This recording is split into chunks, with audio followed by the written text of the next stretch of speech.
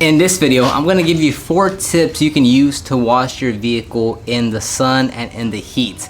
I know for a lot of you, you don't have the option of working in a garage, in a cold garage. So here I was washing my vehicle and I've been getting actually frequent questions about washing your vehicle in the sun. So I figured I'll share my tips here.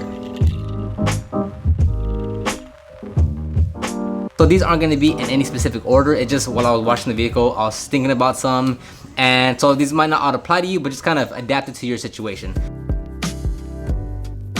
So number 1 being is, can you just wash the vehicle earlier in the day or later in the day where there's more shade or at least not as hot? Just because that in itself will already free up a lot of your problems because the product and the water won't dry on the vehicle as fast.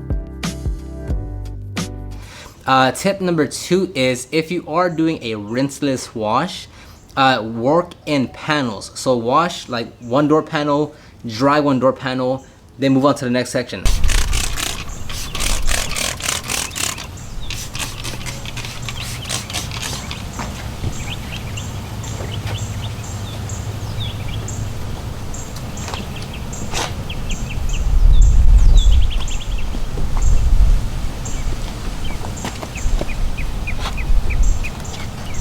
That's gonna be probably the most efficient that I would see, is just work in sections. Don't try to wash the entire vehicle and then dry the entire vehicle, because the sun's gonna dry out the water and the product before you get to dry it. So maybe not specifically a door panel or a section, but maybe like you know, if the vehicle has a shaded side, maybe do that whole section first and then dry that whole section. And then once you get to the sunny part, then work on one section at a time or one panel at a time. So do that, but do it in one step. You're gonna wash, dry that section, and then move on to the next one. Tip number 3 is gonna be, if you are doing more of a traditional wash where you're using your soap and water, then definitely just continuously rinse down the vehicle. Now, when I say rinse down, it doesn't necessarily mean you have to rinse down all the soap and debris that's on the vehicle. No, just as you're washing and you're going from the rear quarter panel to the front quarter panel, and it's been like a few minutes or so, and you see that the water's drying up, just quickly rinse it down, just so that it can kind of reactivate the water and it doesn't dry. So it's just a quick little rinse down. You're not trying to rinse the soap down. You're not trying to, remove everything from the vehicle. You just want to get the vehicle wet again so it stays wet and not dry.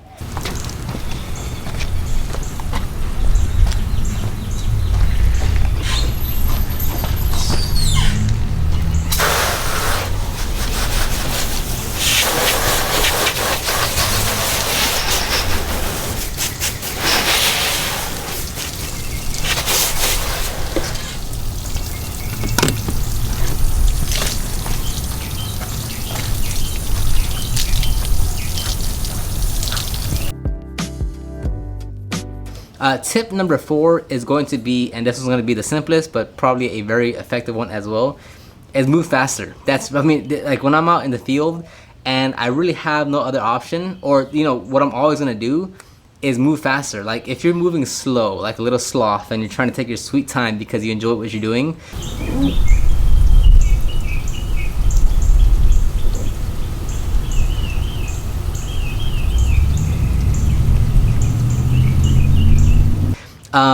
like if you're doing it as a personal, your personal vehicle, sure. But if you're, moving slow versus just moving faster, it's a completely different results that you get. So amongst everything else, if you could just move faster, wipe the vehicles faster, rinse the vehicle faster, ride the vehicle faster, that's gonna get you more favorable results.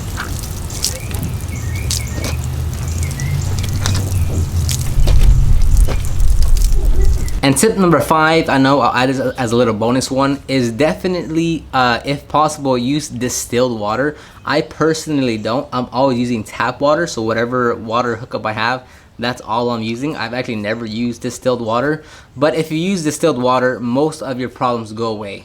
Like if you're mobile and you're feeding, if your tank has distilled water, you virtually could just like let the water sit there and basically no water spots are going to form. So that's very beneficial. If you're at a shop or you're working at your garage and you're able to get a distilled water set up, definitely do that because that will help you out a lot.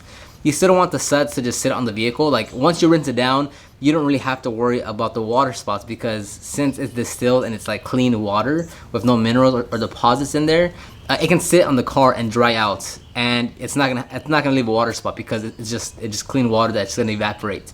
So those are the 4 or 5 tips that you can use to wash your vehicle in the sun or in the heat. Like, I live in Texas, we get crazy heat the summertime. Like, it gets nasty. Not only is it hot, but also the humidity plays a big role in like just the weather. So a lot of times though, like, as much as you can do all that, you just have to kind of work through it as well.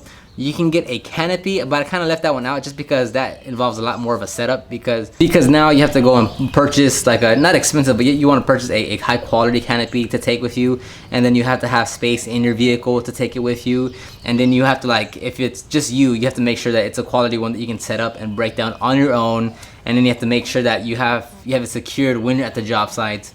If you're at a home location and you don't have an overhead or a garage, yeah, definitely get a canopy and you can just secure it down, and that's no problem. But for the mobile side, I kind of left that one out just because it's applicable, but definitely a few more hurdles you have to jump over if you don't have like a big enough rig, or you just don't feel like spending that much money. And that's gonna wrap up this short, quick, little helpful video on washing your vehicle. Let me know if you have any other tips that you'd like to share with everyone else in the comment section on how you deal with washing vehicles in the hot sun. All the links to the guides and the tools and products will be linked down below in the description box. Other than that, I'll see you on the next one.